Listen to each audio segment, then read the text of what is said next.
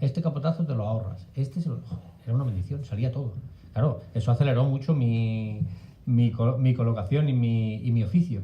Y luego, yo miro mucho a José Antonio Carretero porque es un referente para todo. Además de mirarlo como torero, lo miras como persona. Pero luego terminas siendo un poquito de cada torero que te aporta algo, porque el torero más, el que tú crees que es el torero más insignificante, le puedes ver algo que a ti te puede valer. Y cuando terminas siendo completo es cuando eres tú mismo y adoptas tu propia personalidad y tu toreo lo adaptas a tus formas y a tu manera de entenderlo. De todos los toreros, ha sido con muchísimos toreros. Ahora mismo hablo por hablar, Luis Miguel Hincado, por supuesto, con Alberto Aguilar Sí. muchísimos años, con Juan Bautista, casi nada al aparato, Con Aparicio, con Julio Aparicio, un también. montón de años, y luego, Sí. bueno, infinidad de colocaciones toreando con todos, ¿no? Al final, cada torero entiendo que exige unas cosas, unas líneas distintas, y también te aportará cosas distintas. Vas aprendiendo de todos, ¿no? Mucho. Yo con Luis Miguel aprendí muchas cosas, pero con Aparicio me enseñó cosas. No solo, porque luego ya te das cuenta que no es solo torear, es que si tú tienes afición y creces como torero, no solo como torero de plata, como torero en el amplio sentido de la palabra, tú puedes aportar muchas cosas a los matadores. Tú puedes darle un pequeño apunte que le sirva para cuajar un toro. Tú puedes decirle cómo es un toro o cómo puede meterlo mano en función de las condiciones del torero. Puedes aportarle muchas cosas, como colocar la muleta, como no hacer tus aportes para que el torero crezca y para que pueda cuajar cuantos más toros mejor. Entonces, si tú eres capaz de crecer como torero, los aportes que puedes hacer a los toreros con los que vas son mucho mayores. Y para crecer como torero lo que tienes que hacer es eso, aprender al lado de los toreros con los que vas. Aparicio no sé eso del entrenamiento de salón. Y yo aprendí unas cosas con él de toques, de colocación de la muleta, de terrenos, aprendías unas cosas maravillosas. Y te dabas cuenta de que él aprendía de ti, tú aprendías de él. Y era un intercambio de conocimientos delicioso. Con Bautista, yo con Juan he pasado 4 años, extraordinario. Técnicamente es uno de los mejores toreros, si no el mejor. Tiene unas cualidades artísticas excepcionales y claro, crecer al lado de esos toreros tan buenos te aportan y te hacen ser mucho mejor a ti también. Y además es que hay que darse cuenta de una cosa, ¿no? Cuando hablamos probablemente muchos aficionados, es lógico, ¿no? Cuando ven, bueno, las cuadrillas, los banderilleros, los picadores, al final pues tienen la imagen de, bueno, pues esa persona más o menos discreta que está detrás del torero cuando sale, cuando pone su banderilla, lo lidia y tal. Hay una parte psicológica en el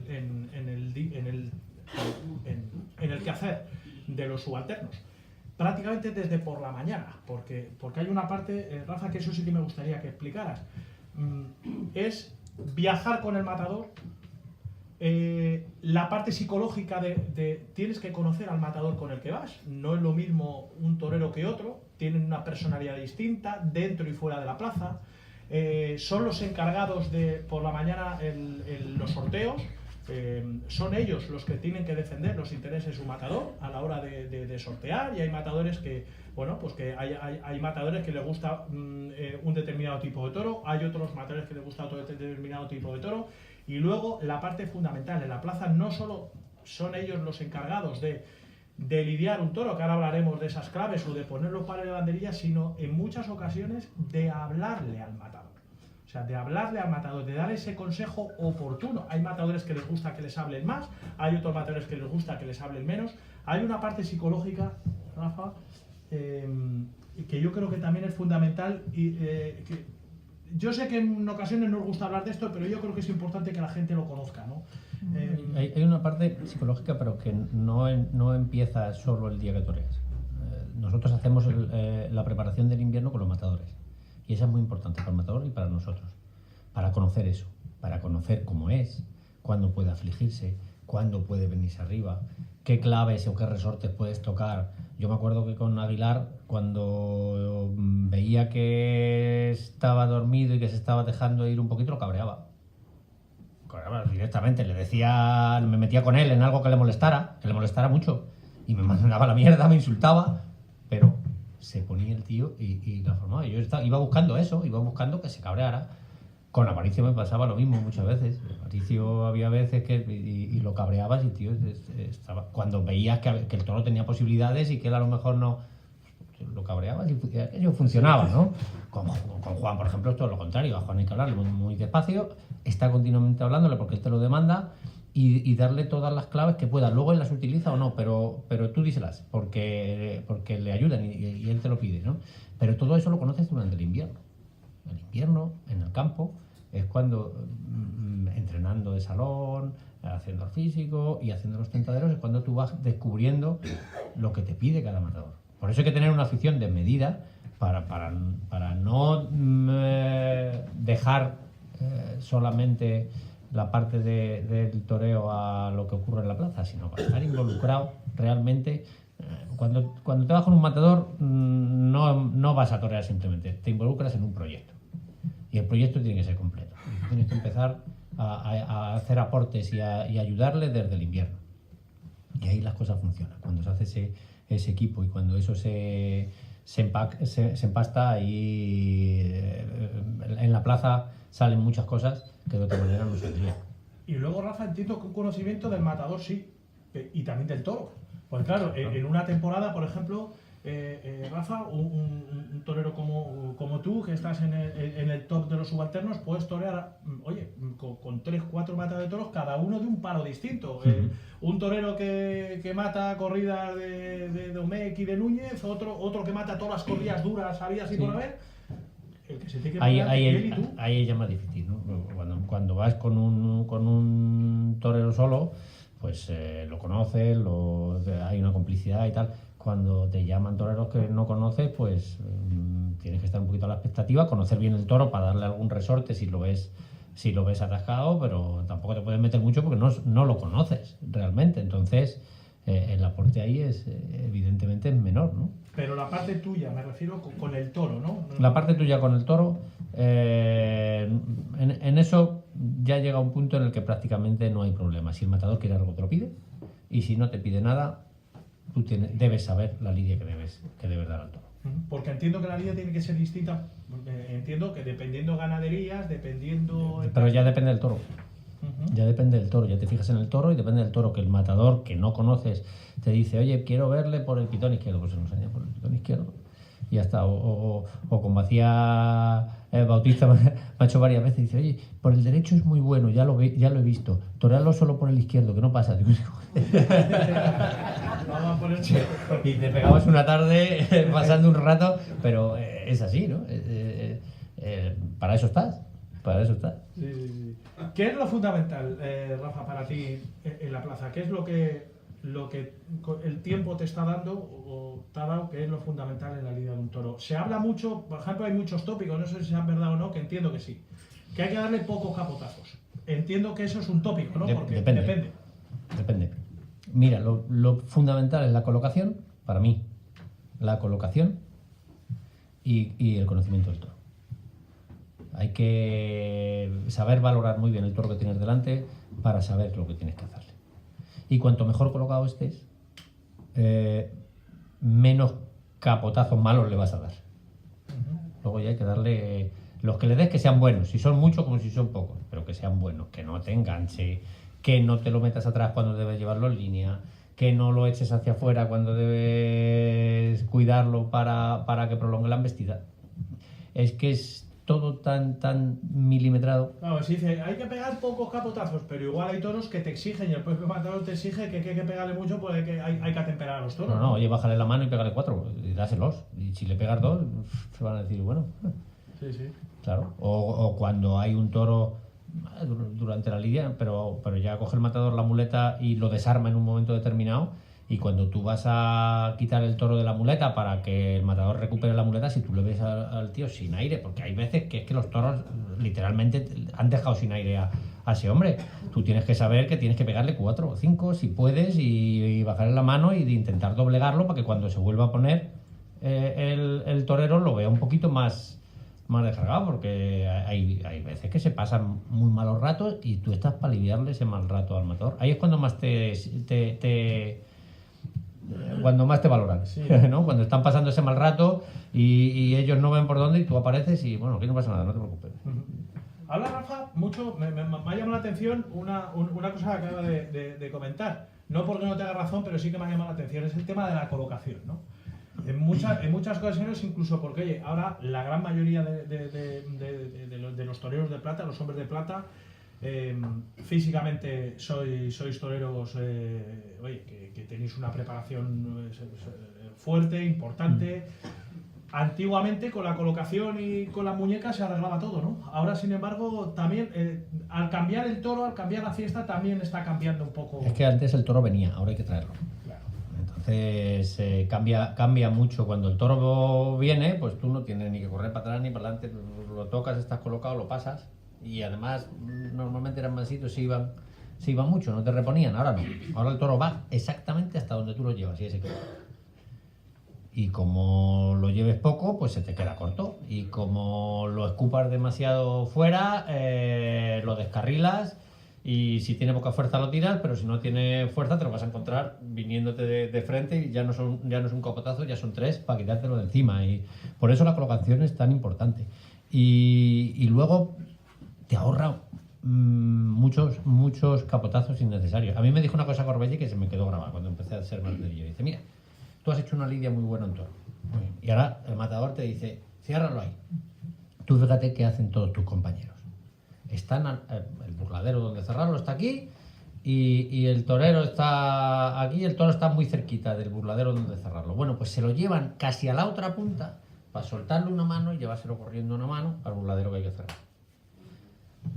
La mayoría de las veces sale fenomenal y se lleva una ovación. Pero en ese capotazo, una lidia perfecta que tú le has hecho a un toro, cuando le sueltas la mano, el toro te atrapa, te quita el capote y te lo deja allí y has echado a perder todo lo bueno que hay. Y resulta que no tienes que hacer nada más que llamar al toro y meterte en el burladero. O sea, no hay que pegar capotazo, no hay que pegar nada. Pero la mayoría, oye, te gusta el lucimiento y tal, le pegas el capotazo, te lo llevas a la otra punta y vienes corriendo con él a una mano y tal, y te llevas una ovación, estupendo y tal. ¿Para qué? Si lo tienes al lado del burladero, ciérralo ahí y ya está. Claro. Si te lo tienes que traer de punta a punta porque hay que cambiarlo de burladero, lo haces, pero ¿ves? Pues esa es la clave que me daba Corbelle. Todo lo que no sea necesario, evítalo. Me llama la atención también eso, que el toro actual va hasta donde lo llevas. Justo, ni más ni menos. Bueno, se queda más corto, otro más largo, pero el toro de antes pasaba mucho, era muy pasador porque se quedaba muy vivo, se empleaba muy poco, iban, venían, y te hablo de toros de los 60, de los 70, eran toros con mucha movilidad, esa movilidad, pero no había la clase y la bravura que hay ahora mismo. El toro de ahora mismo ha llegado a unos porcentajes de clase y de bravura que no ha tenido nunca. Y el encastado igual, el encastado te complica la vida porque va solamente hasta donde tú lo llevas, si tienes ese recorrido, si no lo tienes se queda más corto todavía, ¿no? Y la agresividad también, ¿no? Y la agresividad también, y la sensibilidad. Es que antes soltabas las muñecas y echabas un toro para afuera y el toro pasaba, sin más. Ahora tú sueltas las muñecas, echas un toro para afuera y lo que te digo, si tiene poca fuerza lo vas a tirar y si tiene mucho poder y mucho brío, capaz de arrancarte capote de las manos. O sea, hay que conducirlo, hay que torearlo y hay que traerlo enganchado desde adelante, con los vuelos de capote. Que al final es el mismo concepto que si torearas con la muleta. Hay que enganchar al toro con los vuelos y llevarlo toreado. Y esa es la mejor manera de doblegarlo, junto con el temple, que eso ya cada uno tiene el que tiene. Eso ya es un don. Y A muchos matadores la prensa, o cuando hacemos actos de este tipo, el otro día estuvo Pablo Aguado aquí, me imagino Pablo Aguado, que por cierto vas toreando con él. Voy toreando con él y lo recogí en el aeropuerto cuando llegó a Madrid. Desde aquí al día siguiente nos fuimos a matar un toro a puerta cerrada y estuvimos todo el día juntos. O sea que... Digo que cuando hablamos con los matadores muchas veces hablamos del tema de la técnica, ¿no? Es así, les hablamos mucho, comentamos mucho esas cosas, les hablamos de la técnica, de los 3 tipos de técnica que puede haber, que es la técnica defensiva cuando te sale el toro imposible, que tienes que tener una técnica defensiva. Existe una técnica, yo la denomino probablemente quizá una técnica más especulativa, ¿no? Una técnica de andar por allí que parece que sí pero que no, y luego hay una técnica quizá más creativa, ¿no? En el caso vuestro, ¿la técnica hasta qué punto es importante o al final es todo innato? Perdona que te haga un inciso en la técnica de los matadores. La técnica de los matadores, la mejor técnica es la que no se ve. Claro. En un caso, ¿no? La innata, otro. No, la que no se ve. O sea, tú tienes que tener la técnica tan interiorizada que no se note. Cuando utilizas la defensiva, cuando utilizas la creativa y cuando utilizas la especulativa. Correcto. Pero que no se note en ninguno de los dos casos. La técnica está para trabajarla mucho y tenerla tan interiorizada que pueda dejar aflorar tu sentimiento sin que la técnica como que no tengas, entiendo, como que no tengas que echar mano de la técnica, ¿no? Como que sea una cosa que fluya de una forma natural. Si tienes que echar mano de la técnica, estás abandonando la creatividad. Entonces va a resultar muy frío. Porque además, el torero cuando se pone delante de un toro es transparente. Y esa transparencia llega al tendido. Y si tú estás pasando miedo, la gente lo ve. Y si tú estás especulando, la gente lo ve. Que se lo trague o no se lo trague, pero lo ve. Y si tú estás creando una obra de arte de verdad y estás sintiendo lo que haces, la gente brama y se emociona contigo. Pero como tú no te emociones con lo que estás haciendo, no se lo va a creer nadie. ¿Y en vuestro caso la técnica también es innata? En nuestro caso, ¿O intentáis? En nuestro caso es fundamental. ¿En tu caso? En nuestro caso es fundamental. La técnica, sobre todo para darle al toro su receta adecuada. Y también hay una cosa. En nuestro caso, el temple, que es innato. Que eso no puedes aprender, eso no se puede aprender, eso es, exactamente, se tiene o no se tiene. Puedes aprender la colocación, puedes aprender cómo echar el capote, pero al final es el temple. Y el conocimiento del toro, que es cuestión de afición y también algo de concepto y de imaginación, el conocimiento del toro es fundamental. Cuando tú conoces al toro, eres capaz de aplicarle la técnica de vida. Y cuando tú tienes temple, no recurres a la técnica conscientemente. Aquello fluye. Hemos hablado del capote, pero también está la otra parte, que son las banderitas. Es la más vistosa y la que más gente ve. En mi caso, yo soy desigualillo con los palos, la verdad. Sí. Soy desigual con los palos. Yo, mira, esta temporada última he pasado una temporada esquizofrénica. Me lo decía Juan, dice, pero bueno, chico, o sea, toreas conmigo una de Juan Pedro y otra de Cubillo y te hacen pasar un mal rato con los palos. Y ahora toreas 2 de Vitorino seguida y te desmonteras. Pues no me lo digas, es así. ¿Ha salido? Sí. ¿No? Bueno, pues en los palos es igual. Primero, cuando te pones con los palos, yo tengo una cosa muy clara. No puedo permitirme que mi compañero que está lidiando dé un capotazo de más porque yo me luzca con los palos. Luego al final... Porque el capotazo... tienes que estar pensando lo que tienes que estar pensando. Si yo me puedo lucir con el toro sin restarle absolutamente nada al matador, pues fenomenal, lo hago y el matador me aplaude, no tengo ningún problema. Ahora sí, para yo lucirme con los palos, hay que pegarle 3 capotazos más por para al toro, estoy jodiendo al toro y al matador. Yo por mi concepto como torero no me lo puedo permitir. Yo sé que el público va, que el público quiere ver los tercios completos, y está bien, y que lo demande, y coño, está bien hasta que me piten cuando pego un petardo, porque es así. Además la gente se cabrea poco últimamente, deberíais cabrearos más, que no pasa nada. Con los matadores, con los banderillos, con todo, esta es una fiesta de emociones y la bronca pues es una emoción más dentro de la fiesta, no pasa nada. Además, tú has sido con toreros en ese aspecto de mucho, ¿no? Con la paliza alguna bronca hubo. Sí. Y además me encantaba. No pasaba nada. Cuando los tenía que cabrear, además yo se lo decía. Digo, este es el ideal para cabrearlos, cabrearlos. Sí. Pues sí que es así. Si te vas a poner para engañarlos, es mejor cabrearlos. Hablando del público en tercera persona, ¿no? Pues ¿para qué te vas a poner allí para engañarlos? Si no le vas a pegar ni uno y vas a estar poniéndote y quitándote. Pues mejor que se enfaden porque no tienen por qué saber, la gente no tiene por qué saber que ese toro no tiene un pase. Tú sí lo sabes, tú ya sabes que para tu forma de torear o para la forma de torear de Aparicio y tal, no vas a ser capaz de pegarle un pase en condiciones. Entonces, ni te pongas, le pegas 4, le pegas una tocada y la gente se enfada con razón. Se tiene que enfadar y no pasa nada. No hay ningún problema. De hecho, cuando los enfadas en el primero, los tienes más a favor en el segundo. En cuanto pegas 2 lances medio buenos, ya están contigo. ¿Es verdad o no? Sí. Es así. Yo creo que estamos perdiendo un poco la emoción de la fiesta. La estamos haciendo tan técnica, tan perfecta, tan previsible, tan previsible que nos falta esa emoción. Eso de coger la muleta y decir, ¿por qué no le pega a este tío ni un pase? Y lo ha entrado a matar y lo ha matado con 5 pases. Porque él sabía que no tenía un pase y no lo enseñaba y no pasa nada. No pasa nada. Totalmente.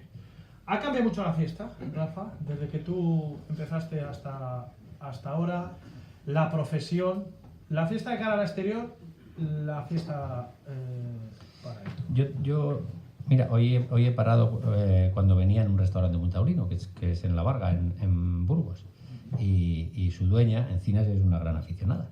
Y se ha sentado un rato conmigo a charlar y hablábamos de los toreros de los 80, de Aparicio, de Joselito, del Soro, y hemos llegado a la conclusión de las cuadrillas de entonces, hemos llegado a la conclusión de que ahora no se habla de toros, que las nuevas generaciones no hablan de toros.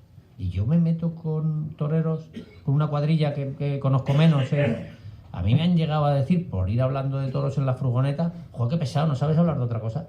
Coño, si somos una cuadrilla de toreros y voy hablando de toros, yo creía que nos emocionaba todo lo que hacemos, pues los chavales jóvenes muchas veces se abstraen de lo que van a hacer, llegan a la plaza, se ponen el traje y bueno, y van por allí pensando en torear una más. No viven la fiesta, no sienten lo que sentíamos nosotros y sobre todo eso, se habla muy poco de toros y estamos haciendo una fiesta un poco fría, un poco previsible. Yo creo que hay que... Y no hablo del toro, no hablo de las condiciones del toro, no hablo de las condiciones de los toreros. Hablo de que estamos desvirtuando un poco la faceta artística para profesionalizar el sector de una manera técnica y no debemos olvidarnos nunca que esto es arte y que esto es una expresión artística y que su mayor valor y el mejor concepto es el artístico. No, desde luego, ¿no? Y probablemente sea, incluso entre vosotros mismos, entre los toreros, entre los aficionados, por supuesto, falta hablar de toreros antiguos, hablar de toros, la experiencia oral, ¿no? Leer de toros, ver toros, pero no ver como ven los chicos, ha cortado 2 orejas Manzanares, no sé dónde, y se ven la faena, ha cortado 2... ¿Y por qué no ves? ¿Tú has visto algún vídeo de Pepe Luis? Pepe Luis, búscalo, a ver, hay cosas.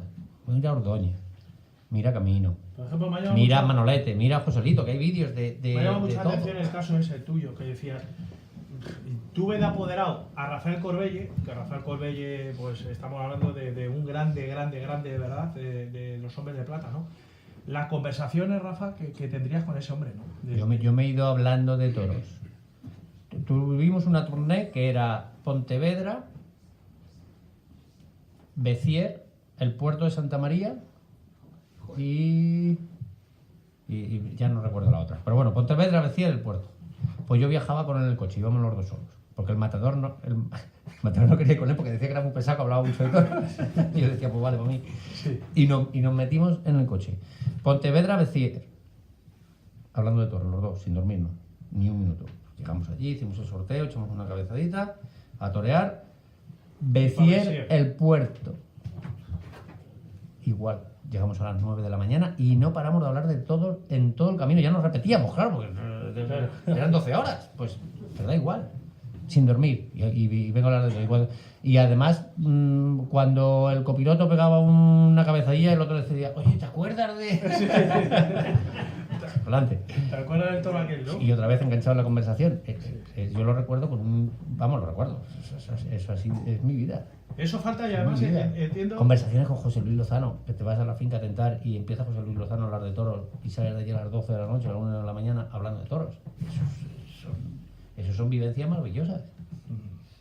Eso falta hoy en día. Falta hablar de toros y falta escuchar a los que saben hablar y a los que saben de toros. Falta escuchar porque hay mucha gente que cree que tiene el concepto y la posesión de la verdad en lo que dice y no se paran a escuchar.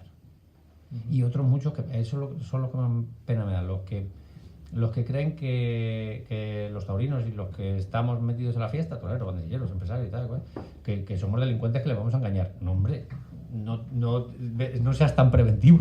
Yo no vengo a engañar a nadie. Yo vengo, como he venido hoy, por ejemplo, a compartir con vosotros mis vivencias, mis experiencias, mi concepto y mi visión de la fiesta.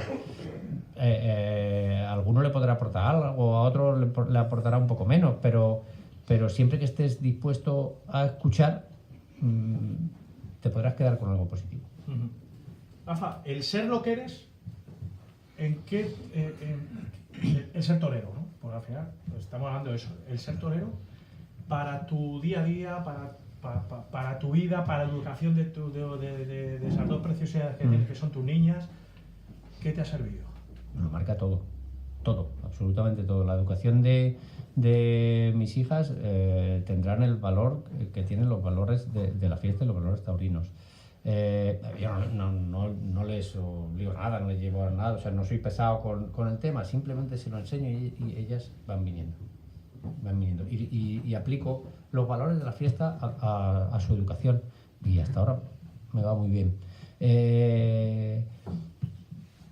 Marca mi carácter en la casa y eso, ¿sí? Evidentemente, claro, cuando mis hijas y mi mujer pues están conmigo durante todo el año. Cuando llegas a San Isidro, pues mi carácter no es el mismo o cuando llega a Sevilla no es el mismo que en invierno y ella y todos esos cambios de carácter pues la verdad es que son santas, me los aguantan y marcan el ritmo de mi vida y el ritmo de la casa y los entrenamientos y con qué toro vas y con qué toro no vas y hablar de toros y los toreros que vienen a casa y cuando nos vamos al campo algún tentadero que procure llevarles para que vean en lo que consiste la fiesta y para que empiecen a vivir y a mamar de esto, pues lo marca todo.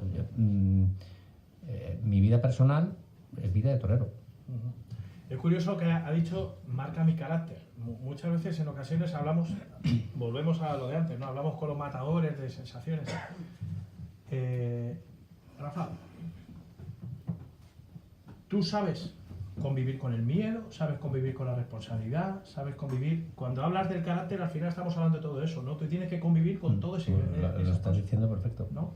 La responsabilidad, el miedo, el coger la maleta, irte de casa y dejar dos niñas en casa, o sea, un montón de circunstancias que muchas veces la gente se piensa, los aficionados pensamos, o la crítica incluso pensamos, son sensaciones que los matadores lo viven. No, lo viven los matadores y lo vive su gente, lo vive sus... Lo vive todo el mundo. Yo cuando salgo, yo ya tengo una niña de 9 años y otra de 6. Hasta ahora es todo muy divertido, pero la de 9 ya este año, cuando yo he hecho las maletas y he salido en el mes de septiembre que prácticamente no me veían, pues ya cada vez que hacía la maleta lloraba. Otra vez te vas, papá, y llora no solo porque te vas y no te ven, sino porque ya se van dando cuenta de dónde te vas. Entonces, claro, para ellas pues también es duro, pues tú irte de casa con la maleta dejando a tus hijas llorando porque te vas, pues agradable. Rafa, ¿y cómo se convive con eso? Como persona, como torero, ¿cómo eres capaz en tu caso de convivir? Con la máxima naturalidad, quitándole hierro a todo el asunto y dotándolo de naturalidad.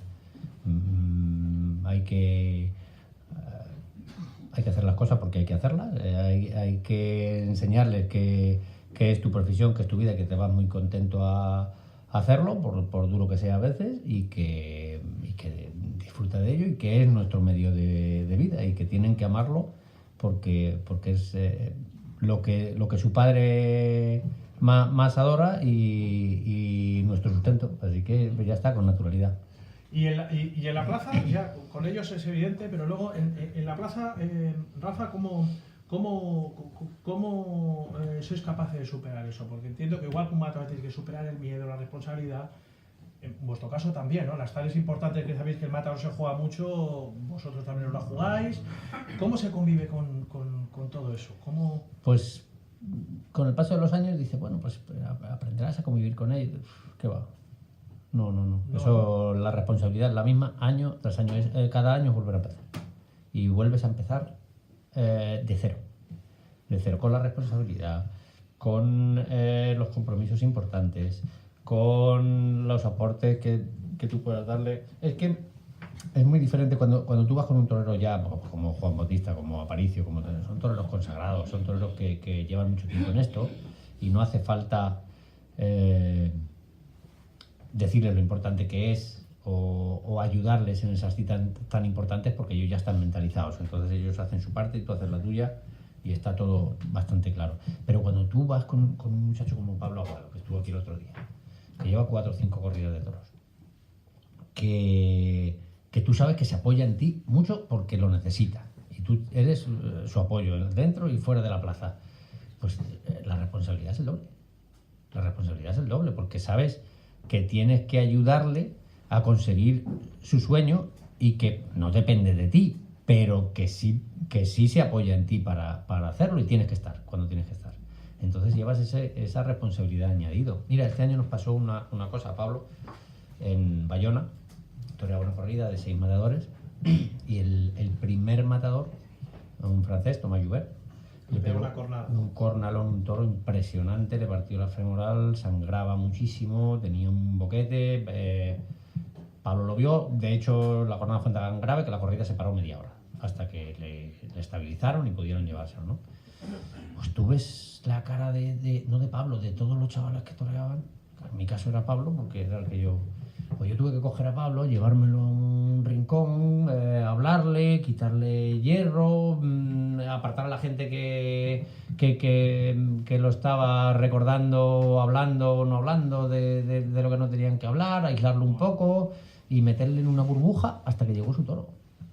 Y me pasé a su lado sin despegarme hasta que llegó su toro para mantenerlo aislado o intentar aislarlo de ese ambiente. Y la verdad es que estuvo fenomenal después. No, todos los chicos tuvieron un mérito esa tarde tremendo porque superar eso para chavales nuevos no es fácil. Pues ahí está tu experiencia y tus vivencias y tu capacidad, que tú también lo estás pasando jodido, claro. Eso lo iba a preguntar. Pero tú tienes que disfrazar eso y que no se note y aislarlo a él. Tienes que disfrazar lo tuyo para a favor del matador. Pero ese es la parte psicológica que les hablaba hace un momentito, ¿no? Es la parte psicológica. Sí, totalmente. Rafa, y luego también tenéis vosotros una cosa, fíjate que nunca hemos comentado. También tenéis vosotros vuestras plazas, vuestros públicos, igual que los matadores dicen, joder, en esta plaza me sale todo bien, en esta plaza toreo muy a gusto, en esta plaza tal. ¿Vosotros también? Yo la mía en Madrid. Yo me toreaba en Madrid 14 tardes este año, por ejemplo. Yo en Madrid me siento como en mi casa de viaje y Madrid es la plaza de máxima responsabilidad, pero... 14 tardes, si no lo dice, lo voy a decir yo, le han dado una de las peñas más prestigiosas que hay en Madrid, que es la peña Los Areneros, formada por aficionados excelentes y exquisitos de los que ven toda la temporada en Madrid. Le han dado a Rafa González el premio al mejor subalterno de la temporada en Madrid. Yo creo que ha sido por pesado. Bueno, después de 14 tardes, ¿no? Ha sido por pesado. Sí, pero fíjate, quizá en plazas donde probablemente, como Madrid, que figúrate, muchos se ponen a ahogar, en vuestro caso... No, en cambio Sevilla es algo más presionante, por ejemplo. ¿Sí? Sí, Sevilla, Pamplona o Bilbao me gusta mucho también. Me gusta mucho la diversidad de ambientes. Las plazas son muy diferentes de las plazas francesas a las del sur de España. Es que hay no tienen nada que ver, ni los públicos, ni las demandas, ni nada, absolutamente nada. Entonces, esa diversidad es lo realmente bonito. Torear hoy en Sevilla, mañana en Madrid y al otro en Pamplona, que son 3 públicos completamente distintos, o pasar de Pamplona a Bilbao, que parece que has ido a otro mundo a torear directamente, son ambientes que se viven de una manera muy especial y que si eres permeable y te dejas empapar de todo lo que se vive en cada plaza, vives un momento muy bonito. ¿Y por qué en tu caso en Madrid? Primero porque te has hecho allí como en Madrid, porque tienes el madrileño al final, pero ¿qué? Bueno, pues, porque te sientes un poco... el público de Madrid me conoce mucho, entonces ya no cuando me riñen por mi nombre, ¿no? Y eso, aunque te estén riñendo, pero Rafa, que ha sido, sí, ¿no? exactamente, cuando te riñen por tu nombre, y cuando te aplauden también te aplauden por tu nombre, entonces eso te da una satisfacción especial, ¿no? Sí, ¿no? Pero al final, también es verdad que es una plaza donde uno se siente valorado de verdad, sabe que para bien o para mal se aprecia todo lo que haces, para bien o para mal, saben lo que estás haciendo y te lo valoran en su medida. Y luego pues tiene unas condiciones de ruedo, de colocación y de tensión, que es fundamental mantener la tensión mientras estás en el ruedo esas 2 horas, que te hacen estar siempre alerta y vivir las cosas con mucha más intensidad. Quizá no hemos hablado de otra cosa, hemos hablado de los cambios que ha sufrido la tauromaquia, que es verdad que ha sufrido muchos, has explicado 4 o 5 claves que me han parecido muy interesantes, Rafa, pero también te quería comentar otro tema que sí que es verdad, la prolifera, o sea, la competencia que al final tenéis vosotros mismos, los subalternos. Es una competencia ahora mismo es brutal. Ahora mismo es cruel. Ahora mismo es cruel porque ha habido muchos compañeros con la cantidad de espectáculos que se han suprimido. Ha habido muchos compañeros que no han tenido que dedicarse a otra cosa, que no han podido seguir viviendo de su profesión. Y hemos quedado muy pocos.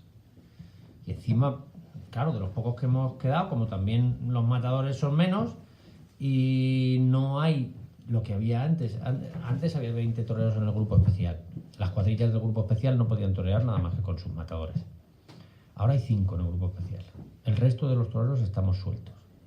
¿Qué ocurre? Porque cuando un novillero llega a Madrid, ¿quién es el mejor que está suelto? Carretero, Miguel Martín, Rafa González. Me los llevo conmigo a Madrid, claro. Entonces, hay un grupo de toreros que toreamos mucho más y ha habido toreros que han tenido que dedicarse a otra cosa. O sea, se ha hecho una selección brutal. Yo no digo que sea ni mejor ni peor que otros. Simplemente digo que hay toreros que tenemos una demanda por parte de toreros y de novilleros por el mero hecho de estar sueltos. Pues si hubiera 20 matadores en el grupo especial, lo más seguro es que todos esos que toreamos tanto estuviéramos colocados en el grupo especial y ya solo torearíamos con el nuestro, ¿no? Quedaría hueco para más. Pero el mercado se ha reducido tanto que se ha puesto antes, por ejemplo, Rafa, yo cuando entro de subalterno entro con Luis Miguel en Cabo, que estaba toreando en el grupo especial, 60 corridas de toros. Y era el 20 del escalafón. Y era el 20 del escalafón. Claro. 60 corridas de toros y era el 20 del escalafón. Que son las que ha toreado este año Rocarrey, que ha sido el primero. Entonces, claro, se ha comprimido tanto el mercado que es muy difícil mantenerse. Así que te sientes aún más privilegiado por ser capaz de hacerlo, ¿no? Sí, sí. No, totalmente. Y, Rafa, un toro del que estés... No hablo de esta temporada en general, ¿eh? Un toro del que estés especialmente satisfecho. O toros que tengas... Yo tengo dos toros marcados en mi cabeza. Un toro de Alcurrucén que lidié en Zaragoza yendo de banderillero con Leandro, que yo creo que es el toro que mejor he lidiado en toda mi carrera. Esto fue en el año 2012, creo que fue. Y lo mantendré siempre en mi cabeza porque ha sido el toro que me parece que le pegué 3, 4 copetazos, no le pegué más, pero, ¿sí? Pero de los toros que disfrutes una barbaridad. Incluso algunos de mis compañeros, cuando terminé de lidiar el toro, les vi aplaudiendo en el callejón, y eso, ver a tus compañeros tocarte las palmas, es algo que te marca, y ese toro lo tengo grabado de por vida. Y luego tengo uno de cuadricolorado en Madrid, que también lo tengo grabado. Y de vez en cuando me sale por la noche de debajo de la cama y me pego unos sustos. La que me hizo pasar el toro, el primer colorado que le dio Cuadri en Madrid. Claro, sí te voy a decir, Cuadri colorado. Joder, madre mía. Malo. ¿Malo? Bueno, no sé si era malo o el malo era yo, pero allí no nos entendíamos ni otra vez. Sí, sí. No nos entendimos y me hizo pasar un miedo para un quinario. Pero... Sí, sí, sí. Esas cosas se notan, ¿no? Esos te marcan. Sí. Claro, esos te marcan, para bien o para mal. Que lo bueno y lo malo. Y esos toros, perdón por la expresión, cuando te sale un toro cabrón, por la expresión, pero es verdad, cuando te sale un toro de estos, eso que dicen los toreros, no, es que me quita el sitio. Al subalterno también le quita el sitio un toro de eso. Que te lo quita. Y tardas 3 o 4 tardes en volverte a encontrar. Claro. Porque cuando tú ves que el toro no te obedece, que cuando quieres echarlo para allá viene por aquí, que cuando quieres bajarle las manos te quita el capote por las clavinas, que pues pasas 2 o 3 toros que luego no tienes confianza. Y ya no son los toros, ya eres tú el que no tiene esa confianza y tiene que volver otro toro que te la devuelva. Cuanto antes mejor, ¿no? Pero ahí viene muy bien la administración. Cuando sabes que no estás en buen momento, cuanto más te administres y mejor hagas las cosas con poca exposición, no de riesgo, sino de ponerte lo menos posible, lo vas pasando y llega un toro que te devuelve esa confianza, ¿no? Pero claro, eso lo aprendes con los años. Sí, ¿no? Rafa, ¿y de valor cómo andamos? Fatal. ¿Fatal? Sí, muy mal. Yo paso mucho miedo, vamos, por lo menos. Y hay que admitirlo. Yo creo que pasamos miedo a todos, ¿no? Y que se pasa miedo siempre. Y que el miedo es lo que te mantiene vivo y alerta. Pero me llama mucho la atención, por ejemplo, con la anécdota que nos has contado tan humana de Pablo Aguado, lo que nos ha contado de Bayona, ¿no? Una cornada gravísima, se para la corrida media hora, tienes que ir donde tu matador, aislarlo y tal, y ahora me viene antes de ir a donde mi matador tuve que ir a la enfermería y parar la corrida, porque en Francia solamente hay una ambulancia de traslado. Entonces estaban estabilizando al chico en la enfermería, los cirujanos estaban todos ocupados y la ambulancia de traslado, cuando lo estabilizaran, se iba y nos quedábamos sin ambulancia. Entonces lo primero que hice fue pensar, oye, aquí se para hasta que haya una ambulancia y los cirujanos estén libres. Me fui, ya lo tenían organizado, pero bueno, tienes que confirmarlo. O sea, tienes que ir y cuando vuelves de ahí, pues tienes que decir que no pasa nada, que no hay problema, que está todo controlado, que eso... Y ahora yo me tengo que creer que me dices que tú no tienes valor. Y ahora me tengo que creer que me digas que no tienes valor. No, pero es que realmente no lo tengo. Y te digo más, no lo tengo, sobre todo se demuestra cuando vuelvo del sorteo a contarle cómo es la corrida al matador. ¿No? Antes los engañaba, pero ahora ya con las fotografías de los móviles, puñeteros móviles, no hay quien engañe a un matador porque te dicen mándame las fotos y mándame las fotos de todo. Yo no hago ni una foto, se me ha roto la cámara, está nublado, se las mando a Íñigo de vez en cuando, pero para los matadores procuro que no, porque antes les engañaba, no engañarles. No le decía la verdad. No les decías toda la verdad. Me pasó una anécdota muy graciosa con Aparicio en Mont-de-Marsan. Matábamos una corrida de Vitoriano del Río y había un toro cinqueño muy serio. Y yo llegué, era de mi primera corrida con Aparicio, era la primera temporada. Y él me dijo, oye, a mí en los sorteos, me dices la verdad. Yo, cuando venga, la verdad. Llegué allí, ¿qué me ha tocado? Pues mira, te ha tocado un cinqueño muy astifino y con 2 leños. Digo, el otro es muy bonito, claro, lleva a ser más fuerte y lleva a ser más bonito. Digo, pero el primero te va a entretener. Joder.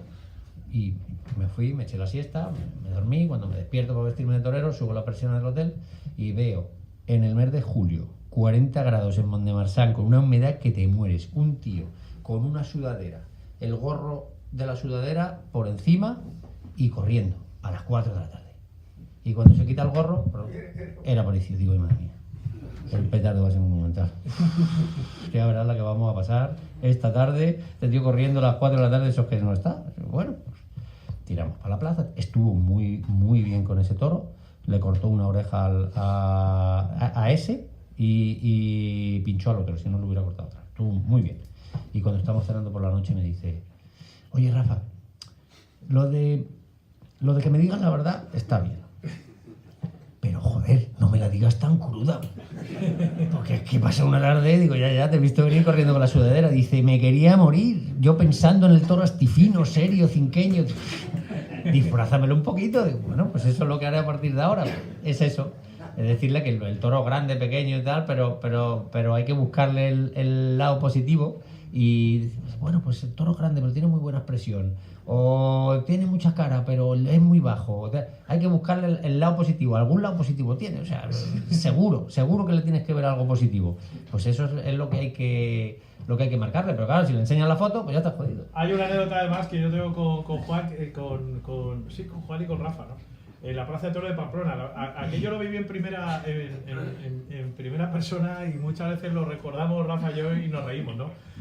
La corrida creo que era de Cebada, o si mal no recuerdo, en Pamplona y además que se me quedó, porque lo que está contando Juan, lo que está contando Rafa, ¿no? Le echan para atrás un toro a Juan de Cebada y el sobrero era de Cebada. Y Juan le pregunta a Rafa, oye Rafa, ¿cómo es el sobrero? Y le dice a Rafa palabras textuales. Dice, el sobrero Juan, de verdad, yo te voy a engañar. Muy feo y muy malo. Pero vamos a hacer como que muy bueno, muy bonito. No queda otra. ¿Sí o no? Eso fue así. Es verdad. Muy malo y muy feo. Pero vamos a hacer como que es muy bueno y muy bonito. Y para adelante. Y para adelante. Y es verdad, luego anoche allí pues tomando algo y cenando y tal, lo recordaban. Y es verdad, o sea, son golpes que ahora mismo en frío lo ves y dices, joder, hay que ver. Es que hay que tener muchas veces ese punto de ingenio. De psicología, ¿no? De ingenio, va a decir, ¿y cómo salgo de esta? Claro, va a decir que el toro es, si el toro es un borrico, es un mulo, en cuanto lo vea salir me va a mandar a la mierda, claro, con razón. Entonces, ¿qué coño le digo? Hay que salir con algo para incentivarle, para que se venga arriba, para que no... Y decirle la verdad, y claro, hay que sacar ese punto de ingenio muchas veces sale, a veces no, pero... Sí. Otro día me pasó con Juan también en Tudela. Pues yo normalmente siempre que Juan va a coger la muleta, pasa por mi lado y me dice, ¿cómo lo ves? Yo le tengo que decir, pues, por la derecha, por la izquierda, le vas a meter mano por aquí, Él lo ve 100.000 veces antes que yo y mejor, pero quiere reafirmarse y quiere ver lo que tú le dices para que su idea vea que va en buen camino. Yo le digo siempre eso y siempre te busca para que le digas algo positivo, ¿no? Para él abundar sobre lo positivo que le digas. Y hubo un toro en Tudela que era una guarrería de toro, pero el más manso y asqueroso y tal. Y paso por su lado y le digo, ¿cómo lo ves? Digo, pues una mierda, Juan, eso no hay quien le pegue un pase. Y Juan se puso, empezó con el toro, tal. Yo creo que le cortó una oreja después, tal. Y por la noche me dice, joder, macho, que te busco para que me digas algo bueno del toro. Es que me he ido al toro con unas ganas de matarlo nada más de empezar, que la leche. ¿Cómo me dices eso? Digo, pues lo siento mucho, tienes toda la razón, pero es que eres lo que había. Es lo que había. Sí, la verdad que... Bueno, vayan preparando preguntas para Rafa. Sí, que Íñigo y yo no podemos pasar hablando de toros. No, bueno. De hecho, de camino a Madrid seguiremos. Seguiremos. Me estaba acordando además de lo de Corbella y digo, bueno... Nosotros vamos igual. Nos hemos pegado unos cuantos viajes en la furgoneta charlando de toros. Sí, la verdad que sí. Sí, con Juan Bautista, la verdad que este año y el año pasado y tenemos muchísimas anécdotas y la verdad que... Yo como periodista lo digo muchas veces, ¿no? Y creo que a vosotros que me conocéis la mayoría os lo he dicho muchas veces. Yo que durante 20 años he estado ejerciendo la crítica taurina y bueno, pues uno ha aprendido de toros, o creo que he aprendido de toros hablando con los que saben. Lo digo verdad, yo creo que esa es una de las cosas que yo la llevo muy a gala. Creo que de toros he aprendido lo poco o mucho que sé hablando con los que realmente saben de toros. Y perdona que te interrumpa, con mucho respeto a la hora de escuchar también. Pero probablemente, ¿Te lo has hecho? Probablemente por eso. Eso es un hablando con los que saben. privilegio. Y lo digo, y no es una... Fíjate que estamos aquí un montón de aficionados que cualquiera de ustedes me pueden decir, oye, los aficionados no, los aficionados también. Pero aquí los que creo que saben de toros y nos pueden dar muchas claves es oyendo testimonios como los de hoy de Rafa. Una palabra, los que se ponen delante. Los ganaderos. A los ganaderos hay que escucharles. A los ganaderos hay que escucharles, ¿por qué? Porque son los que realmente crían los toros y son los que nos dan muchas claves y ellos, los que se ponen delante, nos dan claves que nosotros desde el tendido no vemos, ¿no? Porque vemos lo que se ve, pero, Rafa, delante veis cosas que nosotros no vemos. Por ejemplo, yo creo que percibís cosas, que eso es una cosa que he aprendido yo, percibís las miradas. La mirada en los animales es fundamental, es una cosa que nosotros no vemos. Y vosotros veis cómo mira un toro, la mirada, los olores, la expresión. La expresión. La agresividad no se muestra solo en la manera de embestir, sino en la manera de colocarse y de mirar de un toro. No solo en la mirada, sino en su postura. Hay toros que son muy agresivos y toros que los ves más dulzura en su expresión. Y no es en el comportamiento, es en la expresión. Luego el comportamiento puede ir o no aparejado a esas sensaciones. Pero hay toros que dan miedo simplemente por cómo reaccionan y por cómo te miran. Y hay toros que te provocan ponerte delante porque su expresión es más dulce, más sincera. Ves por dónde te puede venir, o crees que ves por dónde te puede venir. Luego, ya digo que no siempre va ligado lo uno a lo otro. Pero todas esas cosas solo las percibimos nosotros. Es que no las puede percibir nadie más. Es que no... Y muchas veces, yo que estoy dándole un consejo al matador, no estoy percibiendo lo que él está sintiendo delante. Que puede ser real o no. Es que a lo mejor él está sintiendo que el toro le intimida y que el toro se le cuela por un lado y que por ahí no va a ser capaz de pegarle un muletazo y la sensación no es real. Es que él ha visto una dificultad y no ha sido capaz de resolverla. O al revés, está viéndolo todo con una facilidad y tú estás viendo desde atrás que lo va a coger por este lado, que como se ponga y no lo coge porque tiene tal seguridad y tal capacidad que arrolla con todo lo que le está pasando ahora mismo a Rocarrey. Todo fácil por todas partes y es capaz de hacerle cualquier cosa a los toros. Entonces, esto es una fiesta, esto es una profesión de sensaciones. Y cuando tú tienes las sensaciones buenas, puedes con todo. Y cuando las sensaciones no son tan positivas, pues hay que intentar adaptarse a ese periodo y aprender de él y pasarlo lo más rápidamente posible.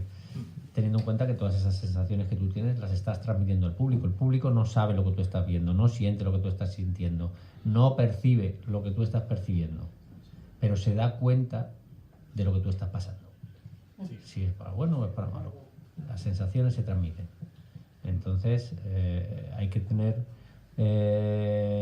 claro que aunque la gente no vea todo eso que tú estás viendo, lo están sintiendo de alguna manera, ¿no? Sintiendo de alguna forma, ¿no? Rafa, y luego tú, en tu caso, pues, es una cosa que tampoco, como matador de toros, supongo que al final todos tenéis vuestras manías y vuestro, ¿no? Y como banderillero. Y como banderillero igual, ¿no? Sí. ¿Tú tienes algún rito, cosas que la gente desconoce? Se habla mucho de los ritos de los matadores y tal. Los banderilleros también. ¿Llevas tu capilla? ¿Eres religioso? ¿Eres...? Rezo porque bueno, pues desde pequeño en mi casa somos una familia católica y yo creo en Dios y rezo para darle gracias y para pedirle ayuda, porque esto es algo tan dependiente de factores que no controlas, que la única ayuda que puedes pedir es a la divinidad, porque como no lo vas a controlar, pues no tienes otra historia. Y manías, la verdad es que tengo muy pocas, pero sí soy un maniático de respetar las de los demás. O sea, cuando hay un compañero que me dice no hagas esto, no, yo y cuando sé que algo puede molestar, pregunto antes de hacerlo. Pero yo por lo menos, otros no, otros van adoptando todas las manías que ven, yo me he ido deshaciendo de ellas y están mucho más. ¿Te has ido deshaciendo? ¿Luego las tenías? Sí, todas, las tenía todas. Pero llegó un momento que ya no podía tener más, entonces empecé a soltar. Sí, ¿no? Antes del camino a la inversa, empecé a soltar y ya me he quedado sin ninguna. Pero ¿Por qué? Porque viste que al final... Mira, es lo mismo, son sensaciones. Tú llegas a una plaza y dices, no sé, no sabes por qué, pero tú llegas a una plaza y dices, tengo que entrar a la capilla. Joder, como no seas capaz de entrar a la capilla... Ya está mosqueado toda la tarde. Sí, ¿por qué? Pues, no sabes, pero te pasa. Te pasa. O llegas a la plaza, te quitas el capote y coges el capote de brega, lo abres y dices, uy, no se ha abierto como ayer. ¿Qué más da? Sí. Pues ya está mosqueado porque no se ha abierto como ayer. Luego ya sale el toro pero son cosas, sensaciones que tienes en ese momento, inseguridades. Ya está, no es Al otra final cosa. son Son inseguridades que tienes en ese momento, porque el día que vas seguro y que vas tranquilo, pues no te fijas en esas cosas, pero el día que vas más inseguro, te fijas. Y sobre todo, lo que aprendes con el tiempo es que el día que no pasas miedo en la plaza y que no tienes alguna inquietud, alguna inseguridad, no estás tan bien. No O sea, en estás tan ocasiones esa tranquilidad es mala. Claro. Y O sea, los matadores es mortal. Cuando el matador le ves que no está pasando miedo, es que no va a jugarse uno a la mar. Pues a ti te pasa lo mismo. Cuando tú no estás pasando miedo, no tienes responsabilidad. No estás responsabilizado en dar el paso hacia adelante. Entonces tienes que estar pasando miedo y tienes que sentir el pellizco en la barriga y casi la náusea. Y ese día vas responsabilizado y ese día está bien. Y luego cosas, es curioso, pero que uno, hablo ya por mí, he ido aprendiendo de convivir con los profesionales, de convivir con ellos, ¿no? Los capotes. El mundo de los capotes, de verdad, es el mundo de los capotes. Yo, desde luego, de mi posición de periodista, yo pensaba pues, que todos los capotes eran iguales.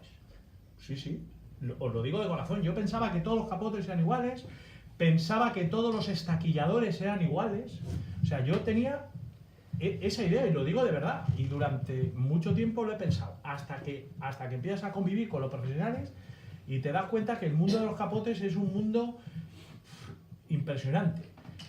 Lo que pesa un capote para una determinada tarde, un capote para otra determinada tarde, es lo de los estaquilladores que es el palo que sujeta la muleta. El palo que sujeta la muleta es otro mundo. O sea, cada matador lleva un estaquillador hecho a su medida, su medida en cuanto a largura y en cuanto a lo que pesa. En cuanto a lo que pesa, y a grosor. Y a grosor, o sea, labrado, una cosa. En tu caso, Rafa, muchos de ustedes lo sabrán, si no lo digo, una de tus particularidades es que llevas la vuelta de los capotes, de tu capote, es azul. Sí, eso todo el mundo, claro, es muy bonito darlo al romance y yo me dejo. Pues. Pero no, fue con Aparicio. Aparicio, uno de los días que tuve colocado con él, me regaló un capote y él lo tenía de vueltas azules.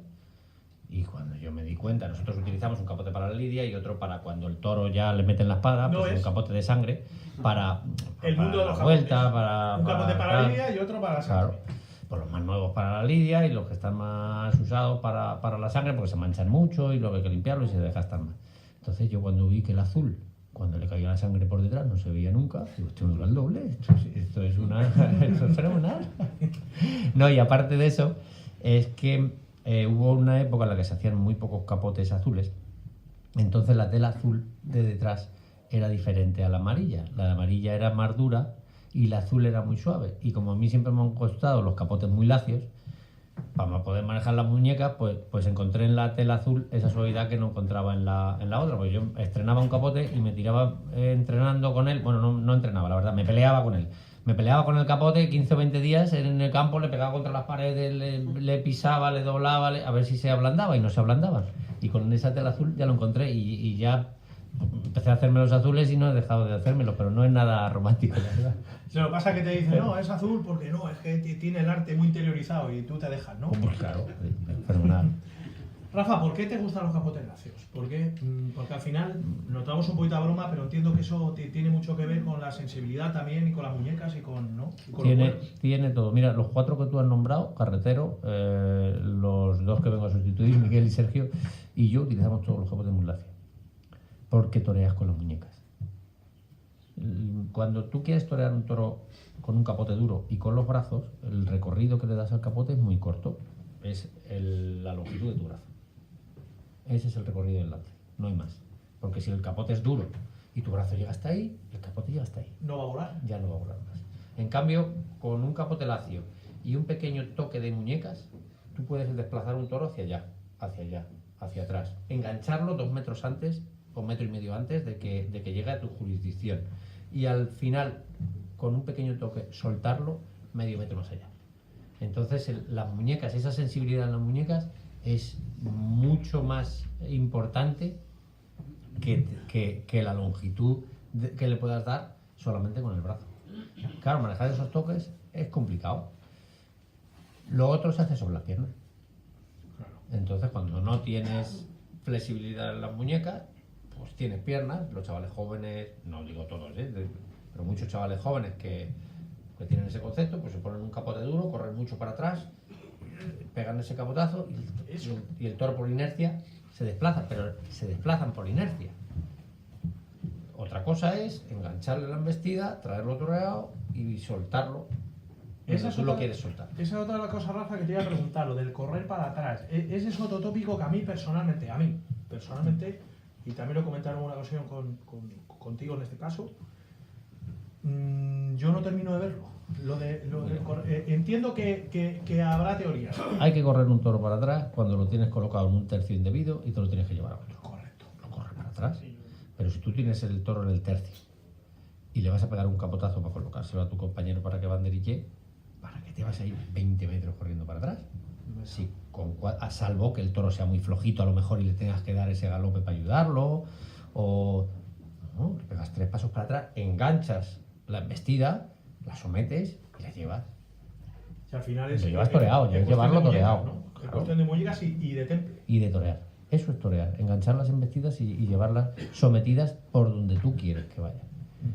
Si corre mucho para atrás, simplemente lo dejas pasar, porque ya viene con tal inercia que lo de enganchar es casi imposible. Entonces, por inercia pasan y ya está. Cuando tú no quieres molestar a un toro y no quieres, pues lo corres un poquito más de la cuenta para atrás y lo dejas pasar, que pase, pero no lo toreas. Cuando tú quieres torear a un toro, tienes que enganchar la embestida delante y llevarla hasta atrás. También depende del matador con el que vayas. Por ejemplo, Juan siempre me pedía que no molestara a los toros. No le molestes, ya lo he visto.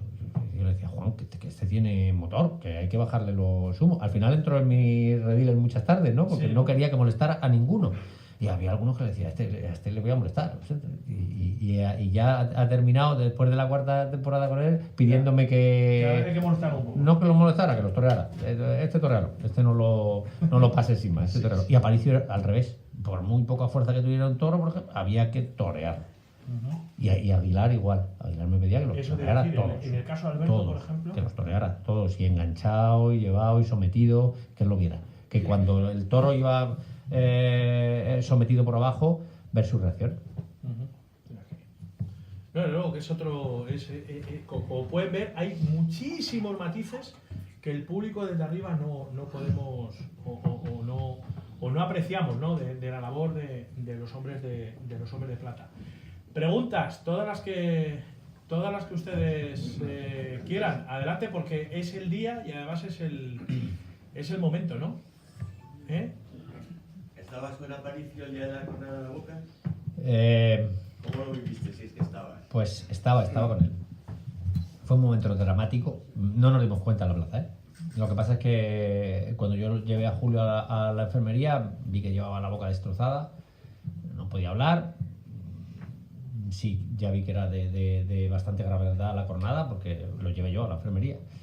Y bueno, fue un momento dramático. Luego ya algunos compañeros de prensa me enseñaron las fotografías y era el primer toro de la tarde y hubo que aguantar ya hasta el sexto. De hecho, yo banderillé el sexto, que era el segundo toro de Julio, y fue una tarde muy, muy dura. Luego, además, en el hospital hubo 4 o 5 días muy críticos. La familia de Julio no se ponía de acuerdo en que, y a mí me tocó pues hacer un poco de portavoz de fuiste el portavoz.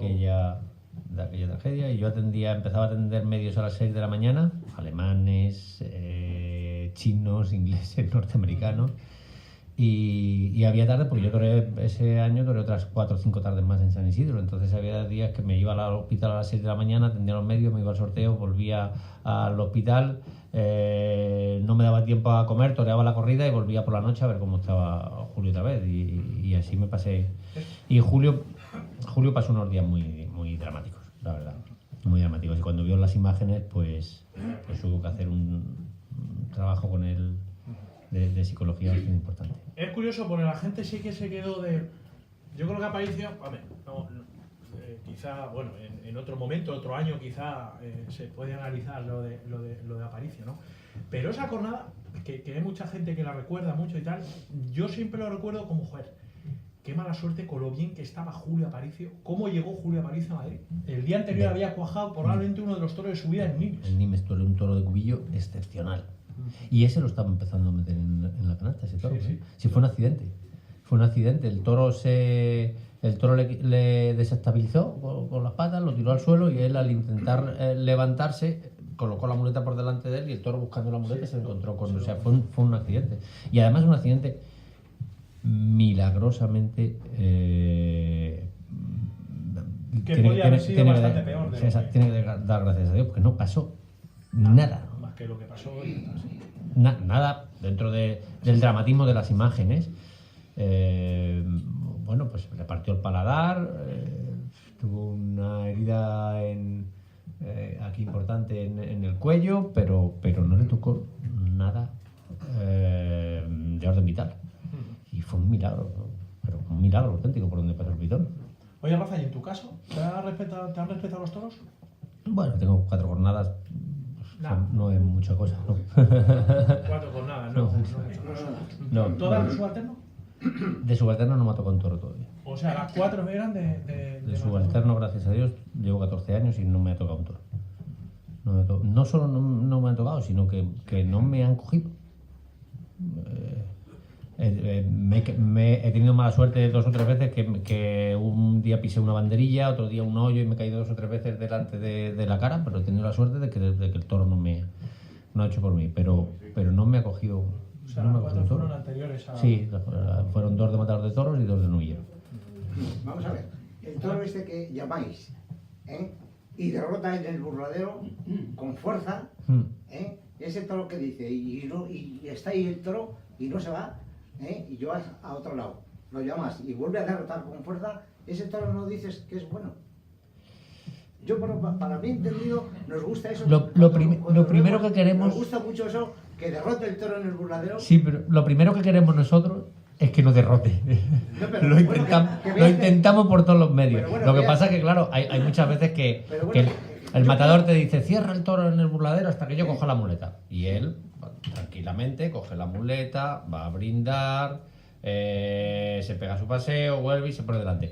Ha podido pasar 1 minuto y pico, y claro, la gente de arriba te está diciendo que está derrotando el toro, que no golpee el burladero, que no... y tú dices, ¿y qué hago? Si el matador me dice que lo sujete, pero él me dice que no derrota, pues ¿cómo lo hago? ¿No? Los espectadores, a mí sobre todo, a mí que yo soy un aficionado al talento, ya mi padre me llevó por ahí, y yo lo veo eso, que el toro que le llama, y ¡bum! Y derrota con fuerza. Ya a mí ese toro me gusta. Y ese toro que le llamas otra vez y vuelve a hacer lo mismo. Lo importante, y mete la cabeza, se ve que mete la cabeza. Eso es. Lo importante más que derrote es que vaya. Cuando sale un toro de salida, lo primero que te piden los matadores es que se mueva. Lo que dice usted, que vaya de burladero a burladero y que se mueva. Cuando sale un toro con esa alegría y va con disposición y con velocidad a esos cites, es muy bonito. A nosotros nos encanta. Ese toro enseguida te estimula a ponerte delante. Ahora, cuando sale uno y empieza a mirar que por allí, que se queda así, ¿no? arriba, abajo, a un lado, que no derrota, que no te hace ni caso, hasta que calienta motores. Ese es el nuestro, ese es el que tenemos que ir nosotros, y deberíamos ir más veces. Deberíamos ir más veces. Demasiado pocas vamos. Porque como se acostumbra a la gente, que es una cuestión de disposición, que el matador, si no sale a recibir al toro de primera instancia, no va dispuesto. Claro. No tiene nada que ver. Si me tiene que saltar por encima o tengo que tirarle el capote a la cara porque se me mete por detrás, tiene que ser el banderillero, no el matador. ¿Por qué tiene que pasarle eso al matador? Entonces, cuando sale un toro de esos, como dice usted, el matador se pone enseguida adelante. Pero cuando salen los otros, deberíamos ser las cuadrillas. Eso ha ¿no? cambiado también mucho la fiesta. Antiguamente, Claro. directamente salía el toro y nadie mandaba, decía nada y no pasaba nadie nada. decía No pasaba nada. Y es que debe ser así. Yo creo que debe ser así. Es igual que antes has hablado en los tercios de banderías, igual, esa es otra moda que no entiendo. En el caso de Madrid, ¿no? En los tercios de banderías, cuando bandería un matador, enseguida no quieren ver el entendido ni a un banderillero asomar por allí. En cuanto aparece un capote por un burladero, enseguida, ¿no? Pues a los toros habrá que lidiarlos. Claro, no, pero se ha acostumbrado, no, que se tape todo el mundo, oye, el toro hay que lidiarlo y colocarlo. Pero en cuanto aparece un banderillero en un tercio de banderilla, efectivamente, pega dos capotazos y enseguida están protestando. No, si justo eso es lo que hay que hacer. Totalmente. Adelante. Félix, ¿habías preguntado tú? ¿Habías ido? Yo le voy a hacer una. Bueno, primero, que ya sabíamos todos de que eras un profesional como la copa un pino. Nos ha dado una lección magistral de cómo es el trabajo de la suerte de un banderillero, de subalterno, perdón. Mi pregunta es, ahí me queda la duda, ¿cuántos másteres de psicología has hecho? Yo lo que me pregunto es cuántos me quedan por hacer. Porque me quedan por hacer unos cuantos. Con cada torero con el que vas a hacer un máster de psicología. Y debes además estar muy vigilante para ver qué debes ofrecerle en cada momento, ¿no? Y procurar patinar lo menos posible en eso, porque para el matador puede ser trágico.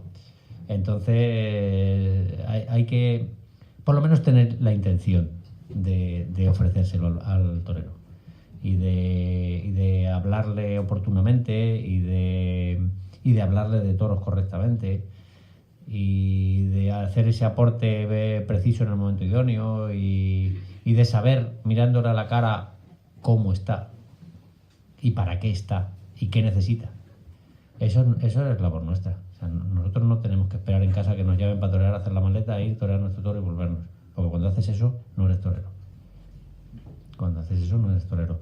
Nosotros no tenemos que pasar de todo lo que ocurre en invierno con los toreros. No, nosotros tenemos que estar en la preparación, nosotros tenemos que estar en el campo, nosotros tenemos que estar aprendiendo, nosotros tenemos que estar fijándonos en el toro continuamente y tener afición por ver los toros en el campo, por ver sus reacciones, por aprender de sus hechuras, de los encastes, de las reacciones que pueden tener en función de cada encaste. Todo eso se lo tienes que aportar al matador. Y yo creo que es función nuestra hacerlo. Adelante, Julián. Sí, oye, Rafa, que además de tu vida tan buena, que es durante unos meses al año, luego tienes otros momentos de tu vida que tienes que vivir también y que haces otras labores. Nos lo estaba comentando antes cuando has llegado, que también te dedicas a dirigir, a enseñar, a conducir, por mediación de una empresa inglesa, a ciertas personas que están interesadas por el mundo del toro y además que son personajes muy importantes, como os has dicho, que vienen de lugares muy lejanos a conocer la esencia de la tauromaquia de España. Y tú eres el que les conduces y el que les enseñas desde el nacimiento de un toro hasta el final. Eso te da también ciertos recursos y te gusta hacerlo porque es tu vida. Sigues estando en el campo y sigues estando relacionado con el toro hasta en este. Bueno, es una historia muy bonita, además de dos locos buenos, mi socio y yo. Mi socio, no sé si alguno escucha la cadena SER por la mañana, pues es el sueco que está con Tony Garrido, Tom Callum. Es un tipo con pues casi 60 años, 2 metros, que vino por primera vez a España a correr un encierro de San Fermín y lo partió una cadera a un toro y ya se ha enamorado de España y del mundo del toro. Entonces nos encontramos un día, hicimos una buena amistad y un día me llama y me dice, bueno, tengo una cosa que ofrecerte. Tengo un turoperador inglés que me dice que para turismo de lujo muy concentrado, que quiere unas visitas al Campo Bravo, a ver qué le podíamos ofrecer. Digo, pues mírale, fácil. Tengo unos cuantos ganaderos que tienen unas fincas preciosas y que les podemos ofrecer en ellas el recorrido del toro bravo desde que nace hasta que se pone en la plaza. Yo se lo cuento y además lo ven in situ. Pues es muy buena idea. Se lo ofrecimos y empezaron a mandarnos gente. Nos mandan 10, 12 visitas todos los años. Y es eso, muy poca gente y muy selecta. Te comenté, lo que pasa es que te enteras cuando ha terminado la visita. Yo recibo familias, sobre todo, vienen matrimonios con sus hijos y tal, y un día vino un matrimonio con unos hijos encantadores, ingleses. Yo no domino el inglés, las traducciones las hace el sueco, y cuando se fueron, dice, ¿sabes quién me ha dicho que son? El vicepresidente de Google Estados Unidos. Digo, pues no ha estado mal la visita, ¿verdad? Otro día vinieron una pareja de dos chicos que eran pareja, eran súper agradables también. ¿Sabes quién son estos? Pues estos son los que manejan el 60% o más del 60% de la empresa floral en todo el mundo, 2 holandeses. Bueno, pues va a ser que el tour operador inglés se está portando bien, ¿no? Son anécdotas. Al final, lo que vale es que les enseñas a gente que no saben ni han tenido contacto nunca con el mundo del toro, que ven ahí que tienen unas expectativas puestas y que tienen una curiosidad muy sana, porque vienen abiertos. O sea, no vienen ya pensando en el sacrificio, en la tortura. No, vienen pensando en qué hay detrás de esto para que se viva con esta pasión. Y cuando tú les enseñas el recorrido de un toro desde que nace hasta que se pone en la plaza y la pasión que tiene un torero con la enseñanza de ese toro y el amor que le ponemos a la cría del toro bravo, tanto ganaderos como toreros, y el cuidado que le das a todo eso, cuando ves, les enseñas realmente que el toro es el centro de todo, que los toreros al final somos protagonistas, pero que el centro real es el toro, pues empiezan a tener una idea completamente diferente de la que solo les aporta la imagen del espectáculo, y empiezan a ver el espectáculo con un sentido, que es de lo que se trata, ¿no? Yo estaría dispuesto a acercar el toro a cualquier persona que sea contraria a él, para que lo vea desde nuestro punto de vista y para poder enseñárselo con nuestras pasiones y con nuestras filias, ¿no? De hecho, también he hecho otra cosa. Yo tengo una amiga antitaurina, directamente. Ella es antitaurina. Dice, a mí porque se acabaron los toros no me importaría. Vale, me parece bien. Dice, claro, nunca voy a hacer nada en contra de ellos. Tu posición me parece correcta. Dice, y además, ella es profesora de instituto en Italia. Y me ha traído ya, he dado como 10 clases a adolescentes italianos que venían a pasar un mes a España, y ella me pedía que les hablara de toros. O sea, ella, antitaurina, me pedía que les hablara de toros porque quería que los chicos tuvieran una vivencia de primera mano de lo que es la fiesta del toro y de cómo los que participamos en ella vivimos la fiesta del toro. Y los chicos salían alucinados de una charla. Llevaba mi traje de luces, mi muleta, mi capote, les enseñaba un poco y les hablaba de toros. Les hablaba del toro, les hablaba de cómo nacían, de cómo se criaban, les hablaba del cariño que le ponemos a la hora de seleccionarlos, de elegirlos. Les hablaba de que no tenemos ningún sentimiento asesino ni de maltrato, al revés, que la lidia sobre todo son caricias, porque tú cuando estás toreando un toro lo estás acariciando, no lo estás maltratando. Entonces, todo eso, contado con pasión y con el conocimiento que tenemos nosotros de la lidia y de la cría del toro, pues yo creo que se recibe de una manera que te hace cambiar tu enfoque de lo que es solo el espectáculo sangriento que pueden ver desde fuera.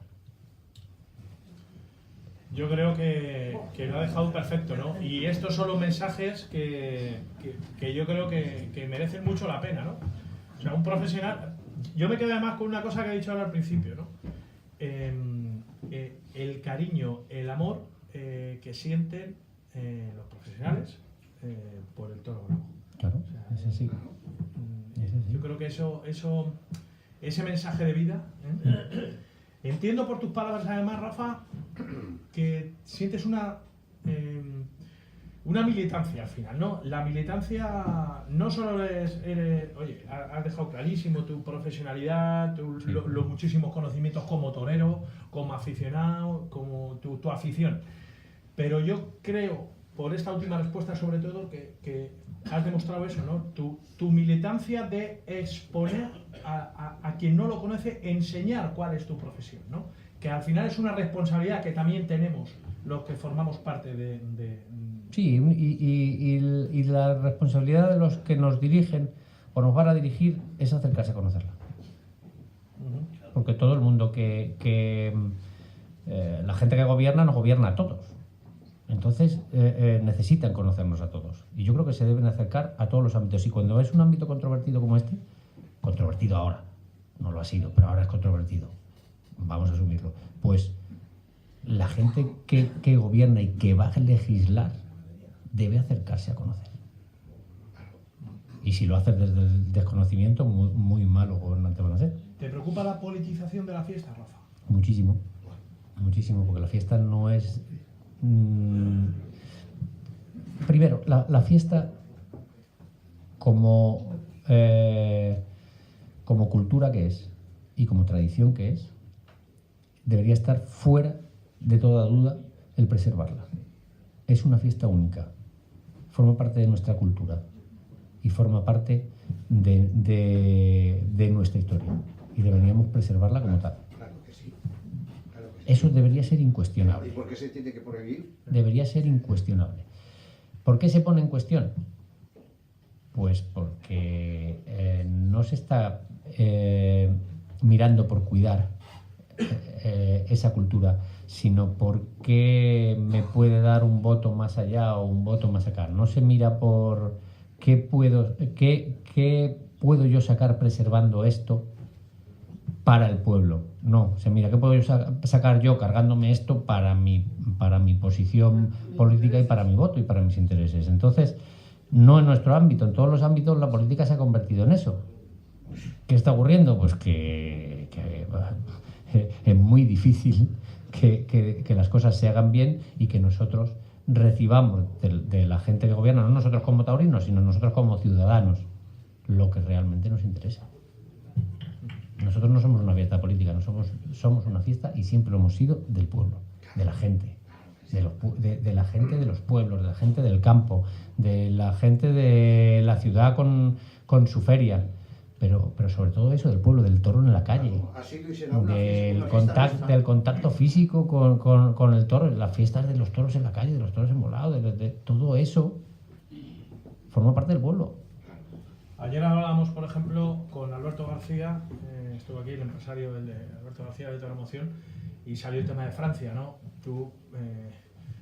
Yo conozco Francia, pero tú lo conoces bastante más que yo, porque, oye, tomaste la alternativa allí, conoces, y a través de Juan. Lo de Francia es un ejemplo, allí sí que no es política, ¿no? El alcalde de Arles, con el cual hemos tenido bastante trato, un alcalde del Partido Comunista, y viene a los toros. El alcalde de Nimes también, del Partido Comunista. En otro lado... Y te digo más, ellos tienen bastante más problema con los antitaurinos que nosotros. Bastante más, porque solo hay fiesta en una parte del país, en la otra no existe. Lo comentábamos ahí. Los movimientos antitaurinos allí son durísimos. Ahora han aflojado un poco, porque judicialmente les han puesto coto, ni más ni menos. O sea, como la fiesta no es política, no tiene ninguna duda, pues judicialmente y policialmente han parado los movimientos antitaurinos radicales.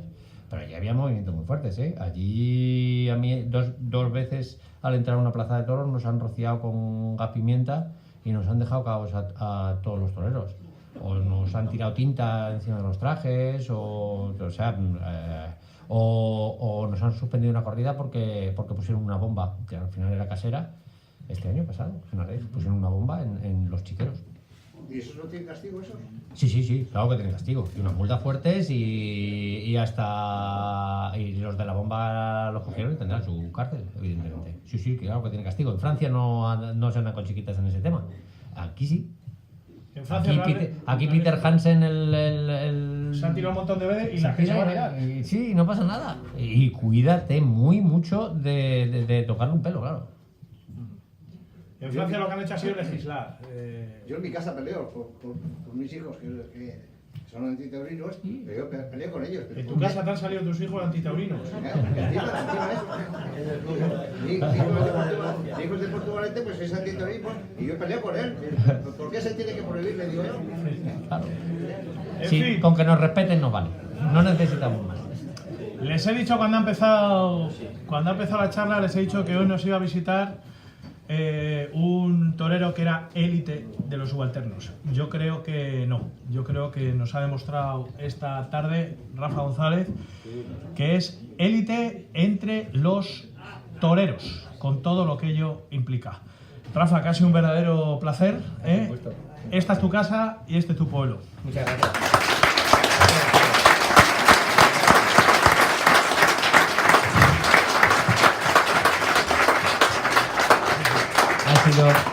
Ha sido un placer compartir la tarde con todos ustedes y no pierdan la afición.